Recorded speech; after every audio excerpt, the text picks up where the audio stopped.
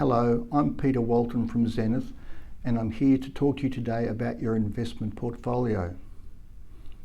The reporting season in Australia concluded recently, and in summary, the outcome was fairly much in line with expectations. As usual, some sectors did better than others. Perhaps one worthy of mention might be the mining sector. You may be aware that the price of iron ore has fallen by more than 50% over the last couple of months, which has had an inevitable effect on certain companies. An example might be a company called Fortescue, whose share price has fallen about 40% over the same period. This is an area that we find difficult to predict, and so we tend to minimise any exposure in that area. The pandemic continues to be a significant issue, of course, both in Australia and overseas, but it appears that the share markets have decided to ignore any potential effects from the pandemic, and accordingly, both our share market and overseas share market have performed very well over the last year or so. In terms of economic indicators, inflation, interest rates, and the jobs market have all failed to have much of an impact to date. There has been speculation that interest rates might increase, which they haven't, that inflation might rear its ugly head, which it hasn't, and the jobs market has improved more than what would have been expected. One of the challenges for us is to search for defensive type assets that still pay a reasonable income yield.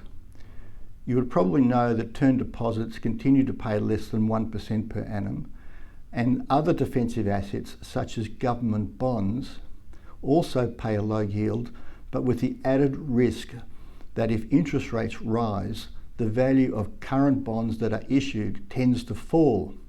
Therefore, there can be a change in capital value. Because of this, we have reduced our exposure in that area. We have instead focused more on what we call bank hybrids. These are products issued typically by the major banks in Australia as part of their capital base. They pay a fairly stable return, something in the order of about 3% or so, with very low volatility. In the current circumstances, we think that these sort of investments are a better proposition than, say, term deposits.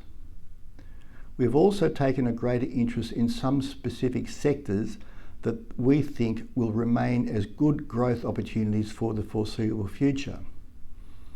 One of those is in the sector connected with electric cars, battery technology, and lithium, which is a major component of the batteries.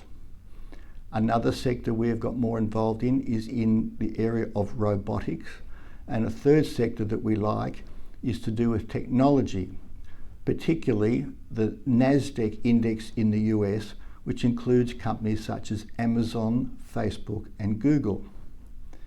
The amount that we do invest in those particular areas depends on whether certain investment portfolios are regarded as conservative, balanced, or growth, and therefore the percentages invested can vary.